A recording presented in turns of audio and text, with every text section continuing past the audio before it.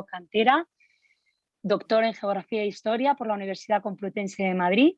Antes de decir su sí al Señor, fue profesor en la Universidad San Pablo CEU, sacerdote benedictino y autor de numerosos libros, muchos de ellos sobre la historia maravillosa de España, otros sobre espiritualidad, y actualmente es el prior de la Abadía del Valle de los Caídos, un sitio absolutamente privilegiado. Si no lo conocéis, os lo recomiendo a todos, y si podéis escuchar la misa celebrada por los benedictinos, es como una grieta del cielo en la tierra. Es una absoluta maravilla. Así que nada, Padre, muchísimas gracias. No quiero robarle más tiempo y todo suyo. Gracias de corazón, Padre. Bueno, muchas gracias, Macarena, Ana y a todo el grupo. Muchas gracias por invitarme, por confiar en mí para hablarles de este tema de la cruz, que para nosotros marca en gran medida nuestra vida y nuestra vocación como monjes benedictinos al pie de la Santa Cruz y, por lo tanto, viviendo el misterio de la cruz, ¿no? La cruz tiene una fuerza misteriosa. Es al mismo tiempo signo de derrota y, sin embargo, se ha convertido en signo de victoria. La cruz era la muerte, suponía la muerte más ignominiosa en el antiguo sistema penal romano. Era para los peores malhechores, para los esclavos, para los que carecían de ciudadanía romana. A San Pablo, por ejemplo, cuando lo condenaron a muerte, como era ciudadano romano, no lo podían crucificar, sino que tenían que decapitarlo, porque la cruz estaba reservada para lo peor, por ser lo más duro, ¿no? Por ser la más dura. Es el caso, por ejemplo, también de los gladiadores sublevados con Espartaco. Era símbolo, en ese caso, como de derrota y de ignominia. En el mundo antiguo era el símbolo de la mayor ignominia y deshonra. Y era la muerte más cruel, precedida muchas veces de las torturas más salvajes. La muerte en la cruz, por lo tanto, podría verse así como un signo de derrota y de debilidad. Así la vio Nietzsche, así quiso entender el cristianismo, así lo entendió también el filósofo del nacionalsocialismo Alfred Rosenberg, lo veía como una debilidad. La moral cristiana para ellos era una moral de la debilidad. Y la caridad era causa de degeneración social y política, porque protege a los débiles, a los enfermos, a los inferiores, con el modelo de un Cristo débil que ha muerto en la cruz. Pero aquí es donde San Pablo nos enseña la paradoja de la cruz, que es la que el mismo Cristo nos ha enseñado. La cruz se convierte en símbolo de victoria y de gloria. San Pablo habla de la fuerza de la debilidad. Dice él, la fuerza se realiza en la debilidad. Cuando soy débil, entonces soy fuerte. Con sumo gusto me gloriaré en mis flaquezas, para que fije en mí su morada la fuerza de Cristo. Por lo cual me agrado en las flaquezas, en las afrentas, en las necesidades, en las persecuciones, en los aprietos, por el nombre de Cristo. Porque cuando flaqueo, entonces soy fuerte. Nos enseña San Pablo en la segunda carta a los Corintios. Los fuertes debemos llevar las flaquezas de los débiles y no complacernos a nosotros mismos. Por lo tanto, el aparente fracaso humano de Jesucristo es su éxito, su aparente derrota es su victoria, su muerte nos ha dado la vida. Per crucem ad lucem, por la cruz a la luz, por la muerte a la resurrección y la gloria. La resurrección de Cristo es su triunfo sobre el pecado y sobre la muerte, su victoria, que nos ha devuelto la gracia perdida y nos conduce a la vida eterna y a la contemplación de la Trinidad. Por eso la cruz, que era instrumento de muerte en el mundo antiguo, se ha convertido en símbolo de la vida. Aquel artefacto de ignominia se ha transformado en señal de honor. La imagen del dolor pasa a ser anuncio de gloria. Cristo ha vencido en la cruz y por esto podemos hablar del triunfo de la cruz.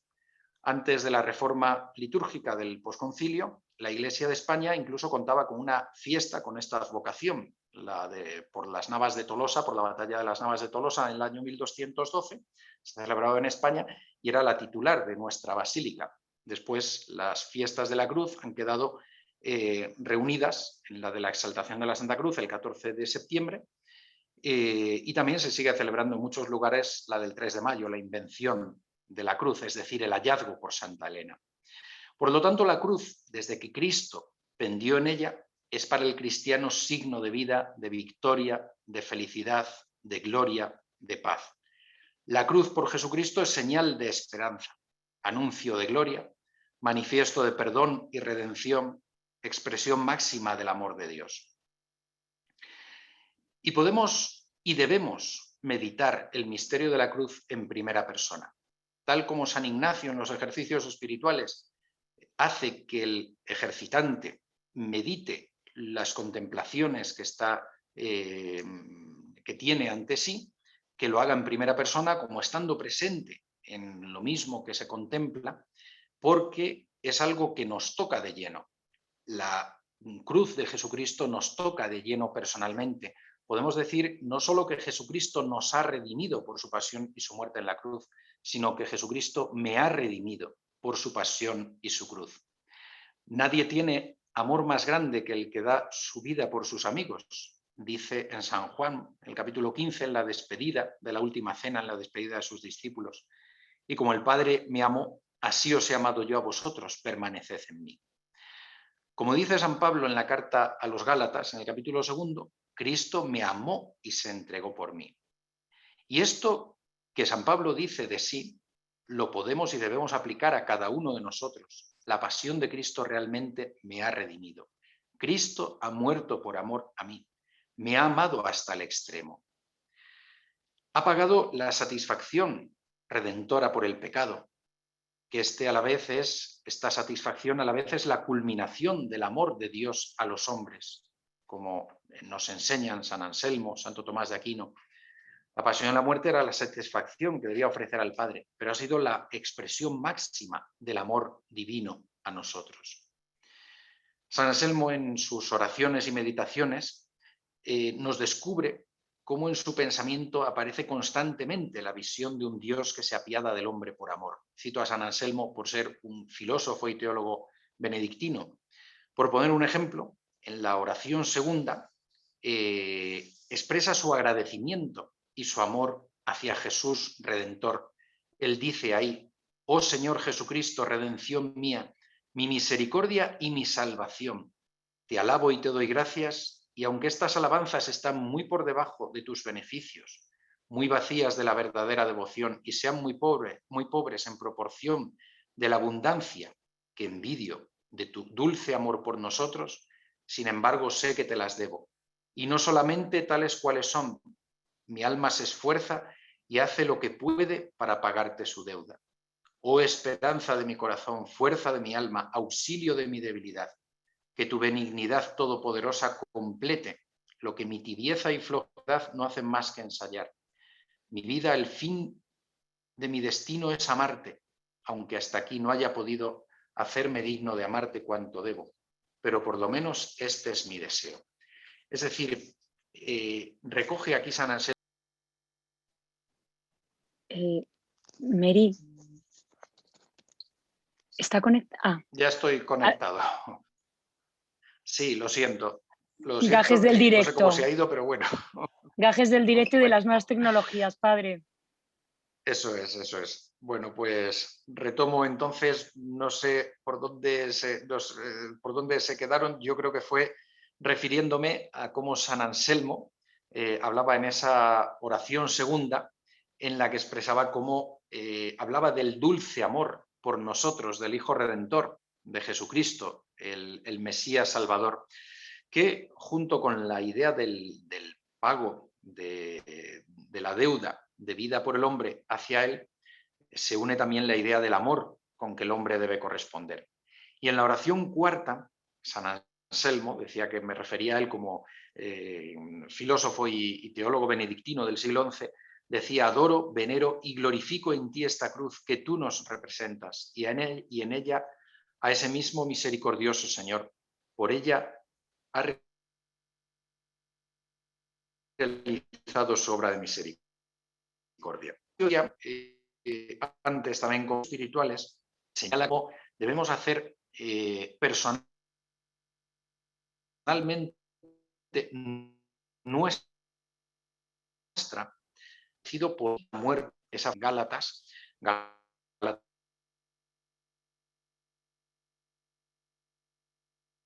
2, Cristo me amó, y de los ejercicios, cuando expone las meditaciones de la pasión de Cristo, invita a hacerse presente en la misma pasión, donde Él me ha amado realmente hasta el extremo, me ha redimido con sus sufrimientos y con su muerte salvadora.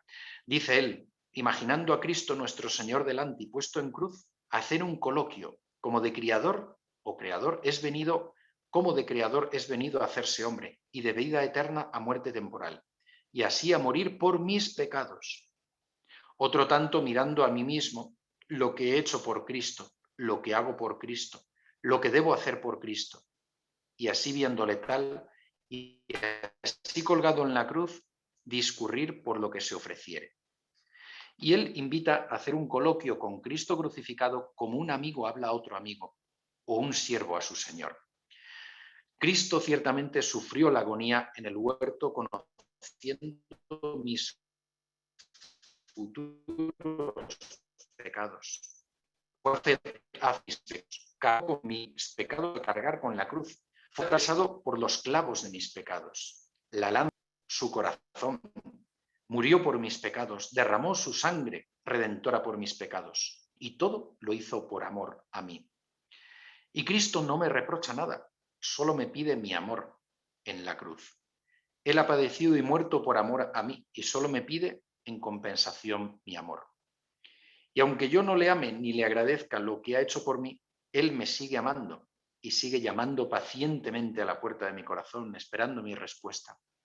Es lo que tan bellamente expresaba Lope de Vega en un soneto, en uno de esos de los que, pues después de algún momento de pecado, de esas tantas caídas que tenían, luego, bueno, pues Dios sabe sacar siempre bien del mal, y Lope de Vega se arrepentía y escribía unos poemas preciosos, ¿no?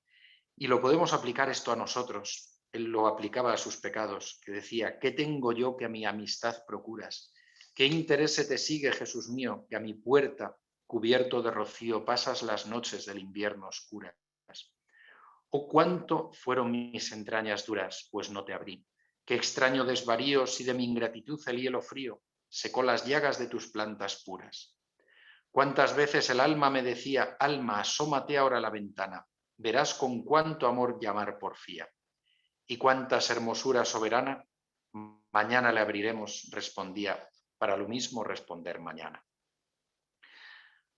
Podemos, por lo tanto, vivir crucificados con Cristo, asociarnos a su pasión, participar de su obra redentora y en su obra redentora. Él nos invita a esto. Cristo quiere asociarnos, quiere asociarme a su pasión y a su muerte redentora en la cruz. Lo mismo que quiere asociarme a su resurrección y a su ascensión gloriosas, para participar así en su obra redentora. Cristo no quiere salvarme sin mí, no quiere hacerlo sin mi consentimiento y sin mi colaboración, sin mi voluntad y sin mi libertad. Y para eso me da la gracia, que es la misma vida íntima de Dios, del amor intratrinitario. Por medio de la gracia puedo cooperar con Cristo y salvarme. Y al ofrecimiento de Jesús corresponde por mi parte un sí, que Él está esperando de mí. Es lo que dice San Pablo en la carta a los Colosenses, en el capítulo 1, cuando dice, ahora me gozo en mis padecimientos sufridos por vosotros y cumplo o completo por mi parte lo que faltaba de las fatigas de la pasión de Cristo en mi carne por el bien de su cuerpo, que es la Iglesia. Esto puede resultar sorprendente. Puede resultar sorprendente de primeras, porque realmente no es que falte algo a la pasión, no es que la pasión de Cristo sea incompleta o imperfecta en sí misma. En sí misma es la causa de nuestra redención y ha sido completa y perfecta. Lo que quiere decir San Pablo es que Cristo desea asociarnos a su pasión redentora, hacernos colaboradores de su obra redentora, cooperadores suyos, auténticos corredentores, podemos decir, aunque lógicamente en grado subordinado. La primera, corredentora, colaboradora en la obra de la redención, ha sido la Santísima Virgen María. Y a nosotros también Cristo nos invita a eso que, dice San Pablo, complete, cumpla, falta a la pasión de Cristo entendido de esta manera. Porque Cristo nos hizo hacer esto, pues lo podemos hacer ofreciendo a Dios nuestros sufrimientos, nuestros dolores, nuestros padecimientos, nuestras enfermedades, tanto física unión con la pasión que pueden convertirse en colaboradores de toda su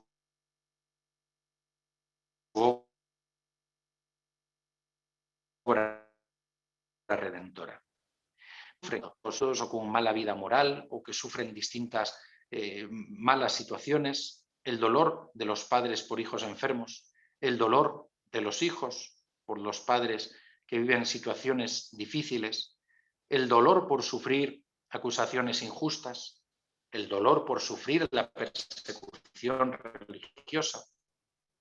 Tantos motivos hay colaborando así en la pasión de Cristo y teniendo como modelo a la Santísima Virgen María, que ha padecido, como decían los autores medievales, muchos autores medievales, y lo contemplan los cartujos, una verdadera compasión con Cristo al pie de la cruz.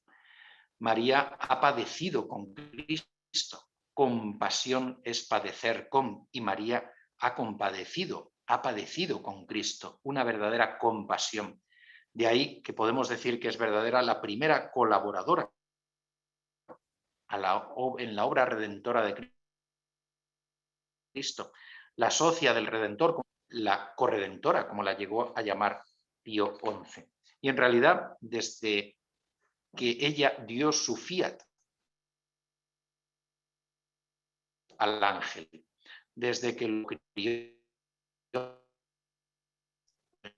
todos los momentos, el acueducto de las gracias, por el que nos llegan las gracias, San Bernardo y otros medievales les gusta presentarla como el acueducto por el que nos llegan las gracias de Dios, y a su vez nuestras peticiones llegan a Cristo. María sufrió así un quinta angustia que se contempla también en la imaginería española. Juan Pablo II nos enseñó con su vida, con su ejemplo y con su doctrina cómo afrontar el dolor. La clave de la vivencia profunda de San Juan Pablo II sobre el dolor, no su escueta pero profunda y riquísima oración que compuso y rezó el 17 de mayo de 1981, después del atentado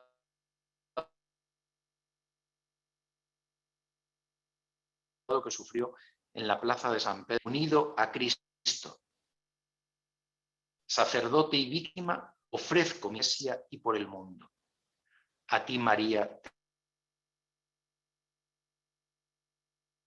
nuevo, todos tus ego. 84, Salvi-Doloris, que es un magnífico compendio, Salvifici Doloris, como se quiera pronunciar, un magnífico compendio. En ella, decía Pablo II, el sufrimiento, más que todo lo demás, presente en la historia de la humanidad la fuerza de la redención. En la lucha cósmica entre las fuerzas espirituales del bien y las del mal, de las que habla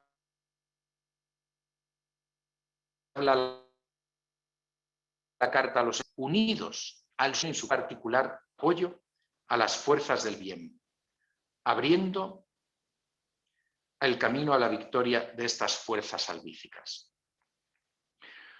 En estos textos, por lo tanto, nos encontramos con la idea de la unión y de la asociación del cristiano a Jesucristo en el dolor, de participar en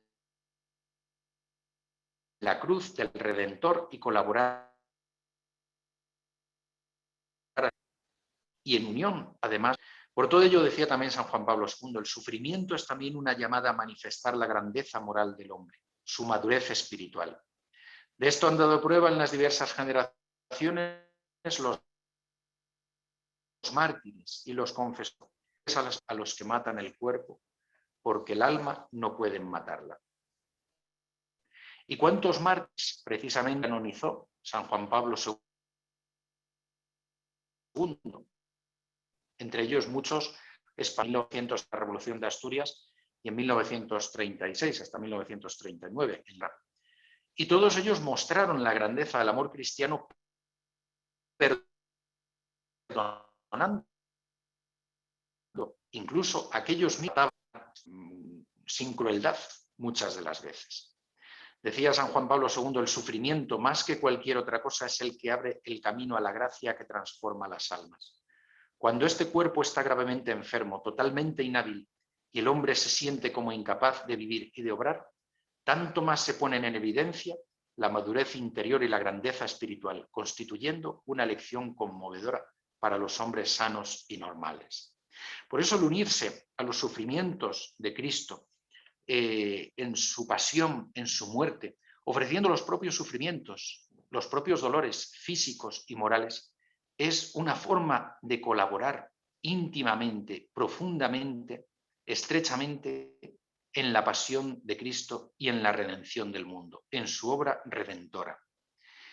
Decía también San Juan Pablo II en Salvifici Doloris, Cristo no explica abstractamente las razones del sufrimiento, sino que ante todo dice, sígueme, ven, toma parte con tu sufrimiento en esta obra de salvación del mundo que se realiza a través de mi sufrimiento, por medio de mi cruz.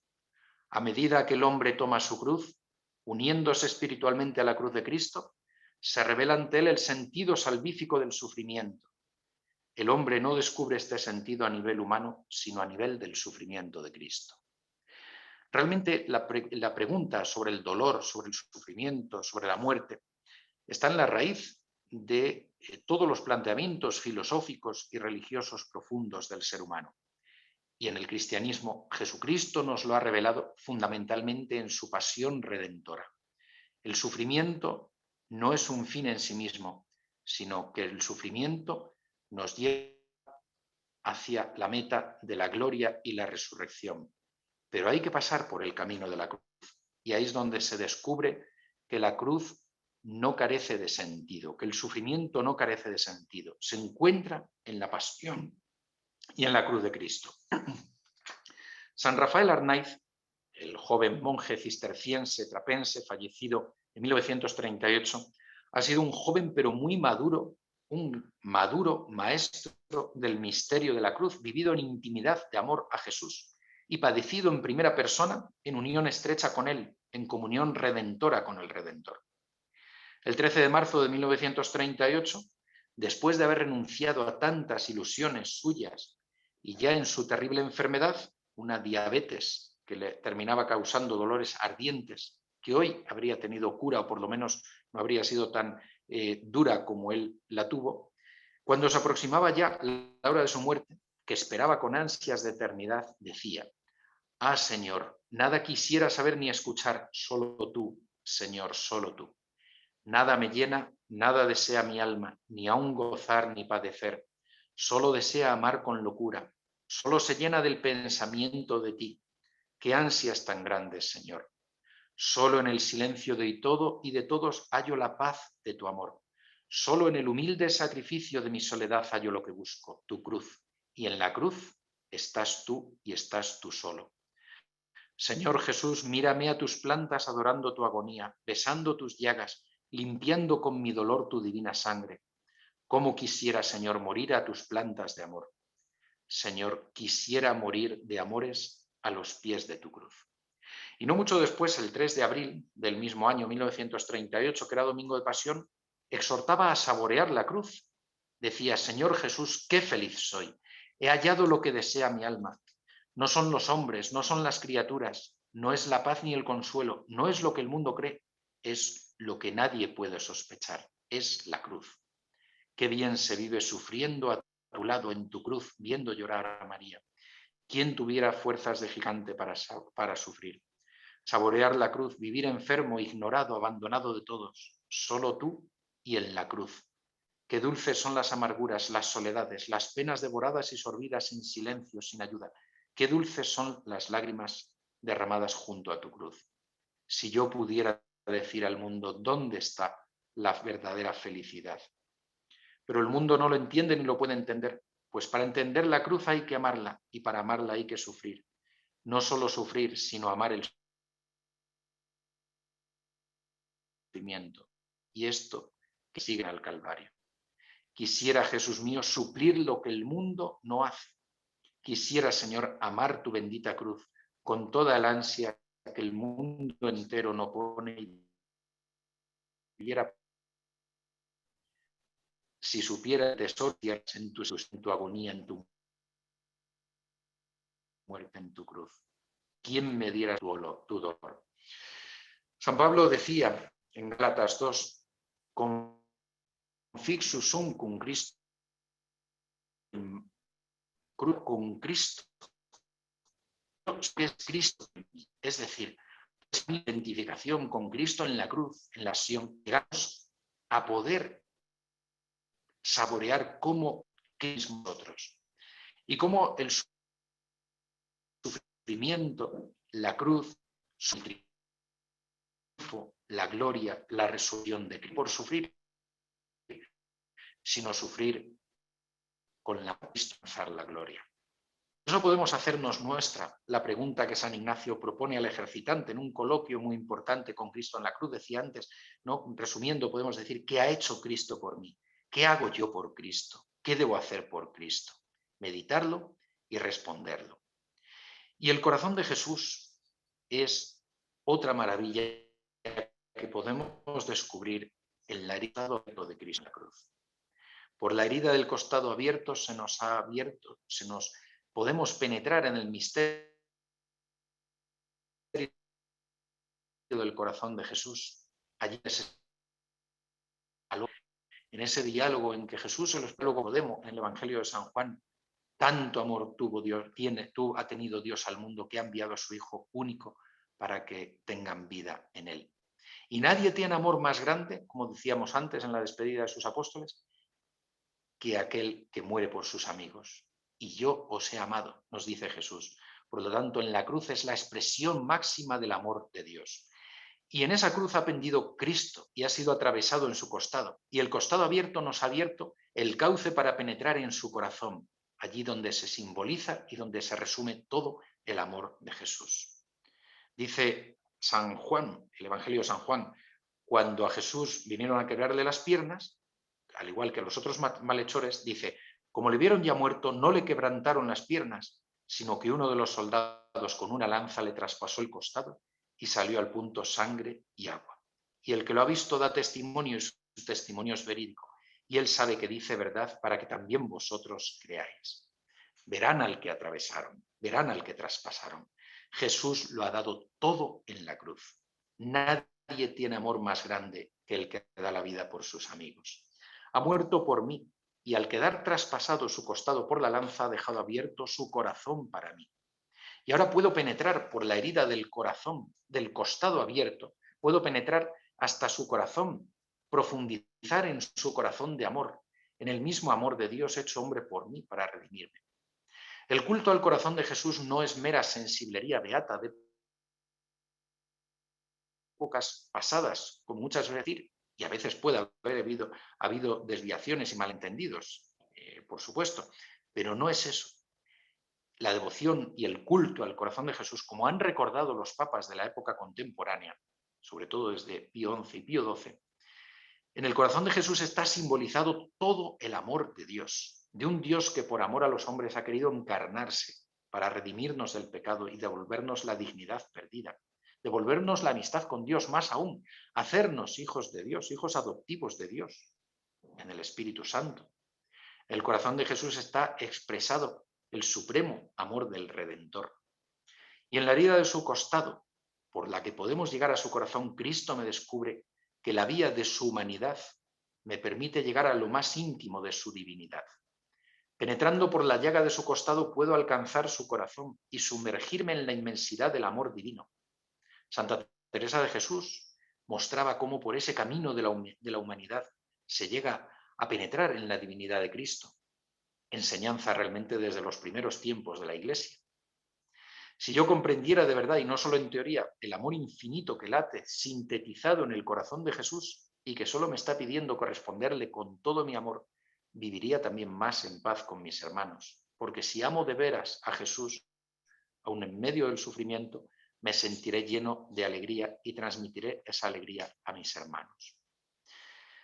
Yo quisiera concluir esta meditación sobre la cruz y todo lo que hemos expuesto, todo lo que he venido comentando de esa carta Salvifici Doloris de Juan Pablo II, esa experiencia de San Rafael Arnaiz, la experiencia que podíamos añadir del beato Hoyos, Bernardo de Hoyos, en relación con la devoción al corazón de Jesús y su reinado en España. Quisiera terminar refiriéndome también a una personita que ha sido un ejemplo de vivir abrazada a la cruz con solo 10 años, que acaba de fallecer hace 2 días. Una niñita que se llama Teresita Castillo de Diego, a la cual pues he tenido la suerte, la dicha grandísima, la gracia de poder haber ido al tanatorio después de fallecida, rezar un responso allí, decir unas palabras a los familiares y de haber participado ayer también en la misa de exequias y en el entierro y haber visto lo que es morir en olor de santidad, cosa que hasta ahora pues he visto muchas muertes santas, pero lo que es ese morir con fama de santidad, con olor de santidad, con esa impresión inmediata y ver la gracia de Dios tan inmensa que se está derramando en tantas personas en todo el mundo, pues lo acabo de vivir. Una niñita que había venido por el Valle de los Caídos, celebró incluso su primera comunión, la celebró en su colegio, en Galapagar, en el colegio Veracruz, de las monjitas tan queridas de allí, y luego vino a celebrarlo a la Hospedería del Valle. Y una niña alegre, feliz, contenta, pero con un tumor cerebral, pues que le llevó a tener unos terribles sufrimientos y una muerte realmente muy dura desde el punto de vista físico y humano. Pero una niña que ha muerto abrazada a la cruz, que expresó en la camita del Hospital de la Paz su deseo de ser misionera, que refirió a su papá como: papá, me voy al cielo, y se lo dijo hasta 3 veces. Y ella, sin una queja, afrontó la enfermedad, los dolores cada vez crecientes, y fue una enfermedad durísima. Pues creo que esta niñita, Teresita, unida a otras niñas también de 9 años como Mari Carmen González Valerio y Sáenz de Heredia, que ofreció su vida por la conversión de quienes asesinaron a su padre, y se le atribuye la conversión de Azaña, muerta con 9 años y unos pocos meses. Otra niñita de 10 años, Pilina Cimadevilla, fallecida en 1962, justo el día antes, el 6 de marzo, el día antes que Teresita, 59 años después, el 7 de marzo, Teresita. Y otra niña también, Alexia González Barros, 1984. Las 3 son ya venerables, es decir, la Iglesia ha reconocido que vivieron en su niñez, en grado heroico, las virtudes cristianas. Creo que forman un conjunto magnífico para la Iglesia y para la Iglesia en España, un ejemplo para todos nosotros. Decía yo como esta niña, desde que supe de su enfermedad y de cómo venía ofreciéndolo todo, a mí me ha dado una lección, a mí, monje y sacerdote, y se lo decía a los niños de nuestra escolanía. Una lección que no se aprende en las aulas, en las universidades, en los libros. Todo eso ayuda, por supuesto, puede ayudar, pero es una lección que se aprende en la vida, desde la oración, desde una vida interior y con una acción de la gracia desbordante que se ha derramado sobre esta niña y que ahora creo que tenemos una intercesora poderosa en el cielo, que ella va a ser un cauce para derramar muchas gracias desde el cielo hacia nosotros, hacia todos aquellos que lo necesitamos. Bueno, pues esta es la gracia de Dios y así es como actúa, por el camino del sufrimiento, por el camino del dolor, abrazado con amor a la cruz de Cristo, se llega a la gloria. La paz con que esta niña, con que se veía su cadáver ayer, la paz en su rostro, un rostro machacadito por los tubos del hospital, pero la paz que se veía traslucía la paz infinita la paz eterna y la gloria eterna que esta niña tiene ya que gozar. Ese camino de la cruz que Teresita con sus 10 años nos muestra, cuántas veces nosotros nos quejamos de las cruces grandes o pequeñas que nos toca vivir, de tantas cosas menores, y esta niña con 10 años ha sabido vivir el misterio de la cruz y por lo tanto ha llegado sin duda alguna, a la gloria del cielo. Que ella sea para nosotros modelo y sea intercesora poderosa en el cielo. No me alargo más, creo que es el tiempo aproximadamente que hemos establecido. Siento con ese corte que se ha producido por la conexión y dejo entonces, por lo tanto, el tiempo a las preguntas o los comentarios que quieran hacer según me habían referido que estaba previsto. Padre, pues lo primero, darle las gracias por una charla tan absolutamente maravillosa, con una profundidad sin límites y para abrirnos un poco y darnos luz en lo que realmente es ser cristiano, ¿no? Que decimos la palabra cristiano con mucha facilidad y llevamos una cruz colgada al cuello porque queda muy bonita y muchas veces no nos damos cuenta del símbolo que es. Me ha dejado sin palabras, Padre, porque le iba a preguntar por Teresita. Sabía que usted estaba muy cerca del caso.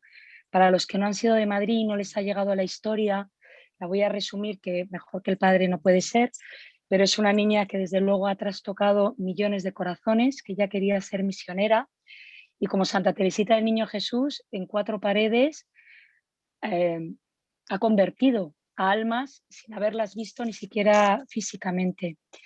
Es un caso realmente de una belleza sin límites, de un abandono brutal. A mí me ha impactado muchísimo.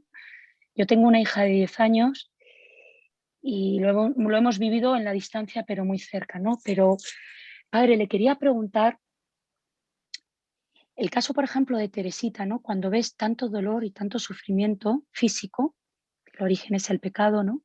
En una niña de 10 años tan débil, la lógica humana, la carne humana, produce rechazo. Incluso a veces te puedes rebelar, porque una persona adulta la ves que se puede defender más. Pero una niña que además era hija única, es adoptada, Teresita, unas circunstancias muy especiales, creo que tenía una alegría desbordante, arrolladora, que las enfermeras están totalmente transformadas, ha transformado todo el hospital. ¿Eso cómo se explica? O sea, ¿qué razonamiento se puede dar cuando la lógica humana le produce ese rechazo, ¿no? Ante, por ejemplo, este caso de Teresita. Pues yo creo que la explicación nos la da ella misma, Teresita, ¿no? En cómo ha vivido eso, ¿no? Porque evidentemente, claro, humanamente supondría nuestra rebeldía a que no sufriera de este modo. Y en cambio ella lo acepta. Nuestra rebeldía sería gritar y llorar, y la reacción de ella es sonreír y vivirlo con alegría.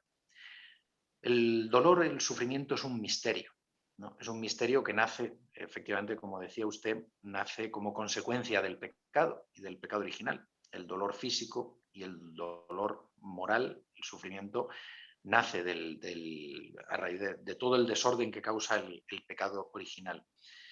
El desorden moral nace de nuestro libre albedrío, claro. En lo que es el dolor moral que podemos causar a otros, el mal moral, es el pecado.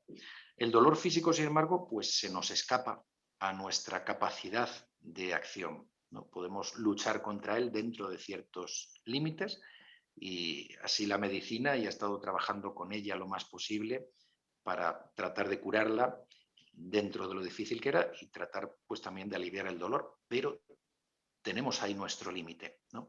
Nace también del desorden del pecado original en el mundo, ¿no? que causa el pecado original de nuestros primeros padres en el orden de la naturaleza. Entonces, el dolor es algo que nos supera porque no podemos dominarlo plenamente. Y entonces, ¿cómo podemos afrontarlo para vivirlo del mejor modo posible? Pues como hemos tratado de meditar y como Teresita nos ha enseñado. en vez de rehuirlo, pues cuando lo tenemos que afrontar, abrazarlo. Ese abrazo de la cruz es un misterio, es un misterio. Y el misterio solo se puede vivir desde otro misterio más grande, que es el amor. Cómo un amor tan grande, un amor tan inmenso, es capaz de superar a ese misterio del dolor. Y eso es una gracia. Humanamente, bueno, podemos exponerlo así, como hemos expuesto, ¿no? Desde unos fundamentos filosóficos, teológicos, espirituales, pero luego es verdad que en primera persona es fruto de la gracia. Teresita es una niña en la que se ha unido evidentemente una formación cristiana de sus padres, de su familia, padres profundamente cristianos, y a mí me ha maravillado, y a todos nos ha maravillado ver la serenidad y la paz de los padres, la entereza de los padres, dentro del dolor, evidentemente, porque lo natural, lo normal suele ser normalmente que los hijos demos sepultura a los padres y no los padres a los hijos. Bueno, y a ellos les ha tocado dar sepultura a su hija única, adoptada, a la que le habían dado una vida muy digna, muy bonita en España. Bueno, pues me estoy yendo un poco por las rabas quizá, ¿no? No, no, para nada, siga padre, no, no. Entonces, bueno, pues ¿cómo afrontarlo? ¿No? Pues con el misterio del dolor tiene que sobreponerse con el misterio del amor. Y en este caso digo, ha habido una formación cristiana por parte de los padres, evidentemente, una formación cristiana por parte de las monjitas del Colegio Veracruz, también de las religiosas del Veracruz, las hijas de María del Sagrado Corazón, no me sale ahora el nombre exactamente, ¿no? Las que cariñosamente se les suele llamar las hermanas café con leche por el color del hábito, ¿no? Cariñosamente las religiosas del Veracruz, que tanto queremos. Bueno, pues le han influido en su formación, pero ha habido algo más que es fruto única y exclusivamente de la gracia venida. Ha habido un elemento absolutamente sobrenatural en ella, y es la gracia que Dios le ha dado para vivir su enfermedad así. Y en gran medida, sin duda, la gracia le ha suscitado ese deseo de ser misionera y de ofrecerse como misionera, pero también muy probablemente no hay duda de que, además, una vez dado ese paso, ese deseo suscitado por la gracia divina en su corazón, en su alma, la gracia se ha derramado ya sobreabundantemente sobre ella para llevar los últimos momentos que han sido los más dolorosos de su enfermedad. Todos los últimos 15 días aproximadamente, si no me equivoco, ha sido el periodo más terrible, ¿no? Dentro de la dureza de que llevaba desde principios de enero en el hospital y que era un tumor que venía de más atrás, pero cuando a veces se da ese paso, ese fiat, como ella, de pedir ser misionera, querer ser misionera, pues Dios entonces derrama toda su gracia para poder afrontar la pasión y la misión que quiere que nosotros abracemos. Cuando la abrazamos, entonces el Espíritu Santo ya se derrama con toda la abundancia de sus dones y de sus frutos sobre el alma del cristiano, en este caso pues de esta cristianita Teresita, que además tenía una cara preciosa cuando estaba sana, cuando estaba enferma, y como digo, también en su ataúd blanquito también tenía y a pesar de la deformación que pudiera tener en parte por el tratamiento en el hospital, de los corticoides, de los tubos, pero tenía una cara preciosa de paz. Vamos, al verla dices, qué cara de paz con que se ha ido al cielo. Desde luego un caso impresionante con 10 años, lo que ha revolucionado, la oración que ha habido detrás, cómo ha movido almas, cómo se ha convertido gente, es impresionante en una cama. Una niña de 10 años. Ha sido, vamos, no sé en el resto de España, en Madrid desde luego, ha conmovido a muchísima gente, incluso gente que llevaba una vida diaria de oración, dice que les ha transformado. O sea, se ha visto como el poder de la oración y el sacrificio en silencio, ¿no? Y luego todas las personas que la han acompañado en en esa enfermedad, que también me imagino que la oración de los demás pues es muy importante. Padre, la verdad es que es una preciosidad lo que usted ha dicho. También otra pregunta que nos ha llegado es que muchas veces los cristianos, ¿no?, adoramos lo que es la cruz en la iglesia, seguimos todos los actos litúrgicos, tenemos una vida de piedad, pero muchas veces se nos olvida acompañar en la cruz de los demás, a ser cirineos en la cruz de las otras personas. Muchas veces solo nos vemos a nosotros cuando a lo mejor nuestra vida es normal, pero hay otras cruces alrededor y podemos ayudar a llevar esa cruz, ¿no? A ver la Efectivamente, cruz de Cristo en los demás. efectivamente, es un deber. Es un deber, además, como ha dicho, como ser cireneos de los demás, ayudar a los demás, que cada uno tiene su cruz. Es una forma de vivir el amor del prójimo. Realmente el amor de Dios tiene su proyección en el amor al prójimo. En lo que se encierran los mandamientos de la ley de Dios, Jesucristo nos lo dijo, ¿no? Amarás al prójimo como a ti mismo, amarás a Dios sobre todas las cosas y al prójimo como a ti mismo, es el resumen de los mandamientos, y que Jesucristo pues también nos lo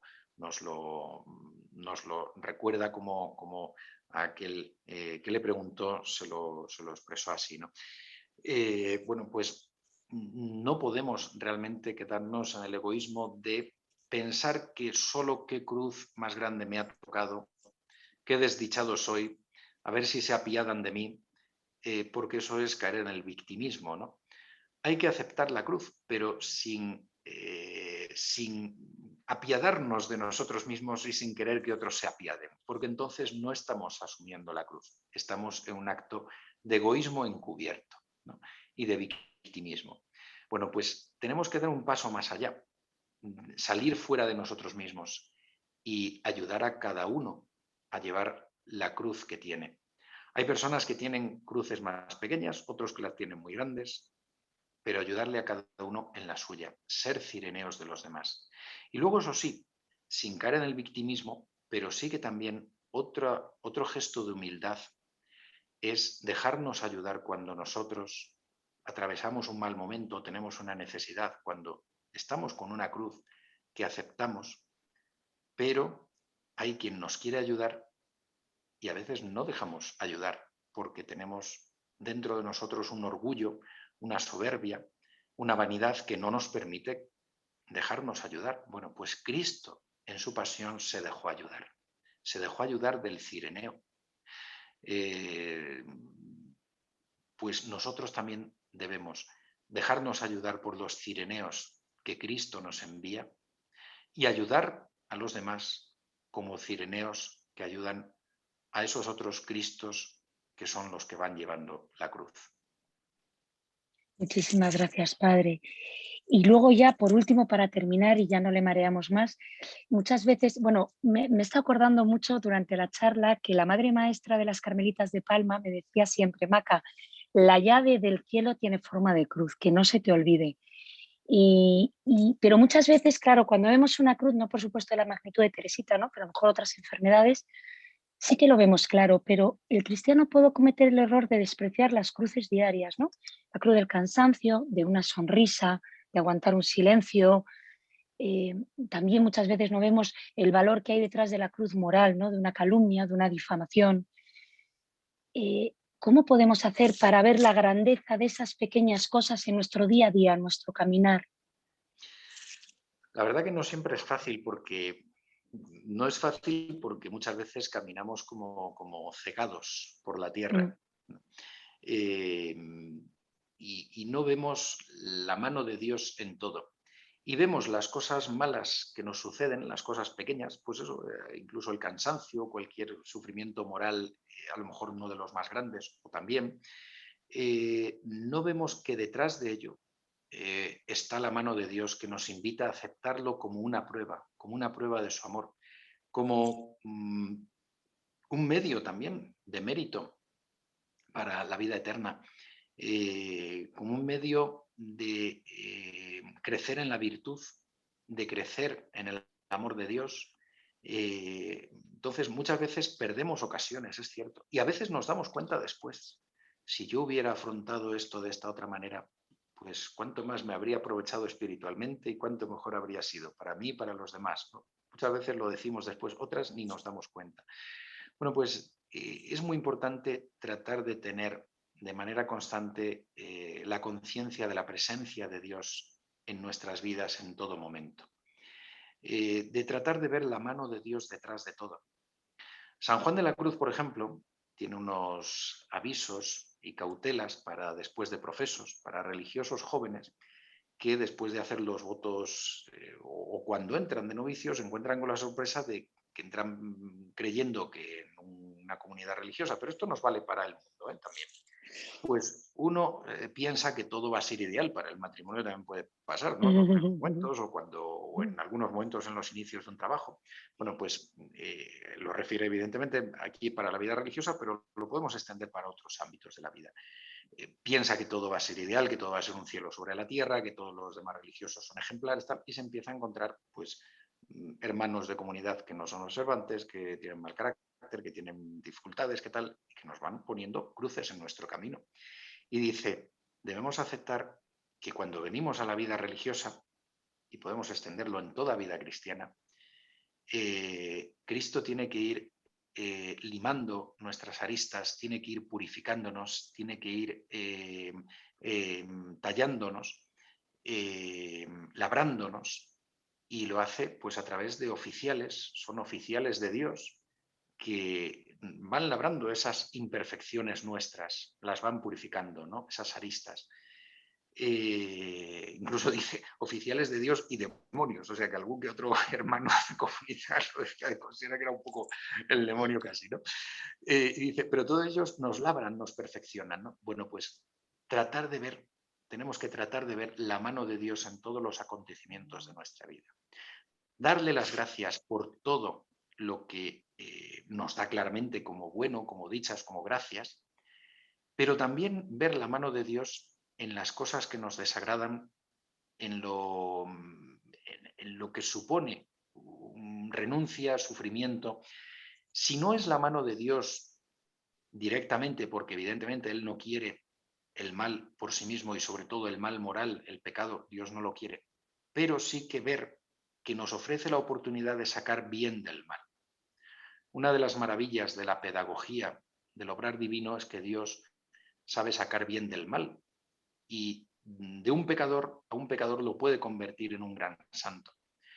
Y de los pecados que incluso se cometan contra nosotros, una calumnia, una difamación, una injusticia, podemos convertirlo en motivo de avanzar en el camino de la humildad, de la cruz y de la santidad, del crecimiento en la virtud.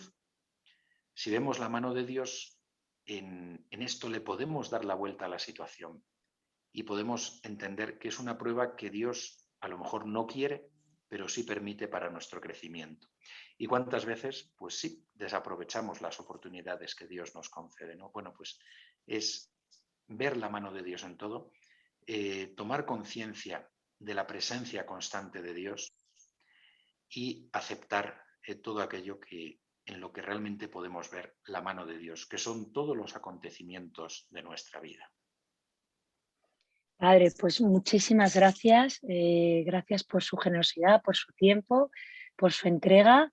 Si nos puede dar una bendición antes de irse. Sí, por supuesto, encantado. Muy bien. El Señor esté con vosotras. Y con tu espíritu. La bendición de Dios Todopoderoso, Padre, Hijo y Espíritu Santo, descienda sobre vosotras y os acompañe siempre. Amén. Amén. Padre, rezamos muchísimo por usted, por toda la comunidad benedictina. Es una maravilla lo que hacen en el Valle, es un privilegio y es un ejemplo para todos los cristianos y cristianos católicos, claro. Es una maravilla, de verdad, Padre, muchísimas gracias.